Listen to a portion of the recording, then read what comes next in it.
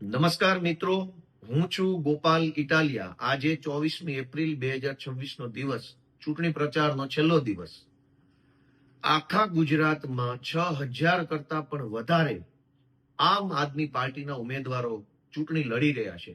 તાલુકા પંચાયત, જિલ્લા પંચાયત, નગરપાલિકા અને મહાનગરપાલિકા, આટલી ચૂંટણીઓમાં જે ઉમેદવારો ચૂંટણી લડી રહ્યા છે એમણે ખૂબ મહેનત કરી છે. અનેક યુવાનો નવા છે, પહેલી વખત ચૂંટણીમાં ઉભા છે, સામાન્ય પરિવારમાંથી આવે છે, રાજનીતિ શીખી રહ્યા છે અને નિષ્ઠાથી સમાજની સેવા કરવાનું સપનું લઈ આગળ વધી રહ્યા છે. અમારી પાર્ટી નાની છે, અમારી પાસે પૈસા નથી, અમારી પાસે બહુ બધા જાજા બધા નેતાઓ નથી. તેમ છતાંય અમે અમારો બેસ્ટ પ્રયત્ન કર્યો છે, પૂરતો પ્રયત્ન કર્યો છે. અમારા નેતાઓએ બધાએ ઈશુદાનભાઈથી લઈ, ચૈતરભાઈથી લઈ, બ્રિજરાજભાઈ, પ્રવીણભાઈ રામ, મનોજભાઈ, અમારા તમામ નેતાઓ એમણે જબરજસ્ત મહેનત ચૂંટણી પ્રચાર માટે પણ કરી છે. અમારા ઉમેદવારોને માર્ગદર્શન અને મદદ આપવામાં પણ કરી છે, લોકસંપર્ક કરવામાં પણ કરી છે.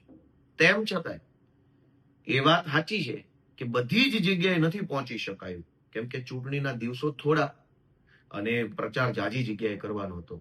તો મારી ગુજરાતભરના સૌ લોકોને નમ્ર વિનંતી છે કે આ વખતે તક જે મળી છે એ ચૂકાઈ ન જાય.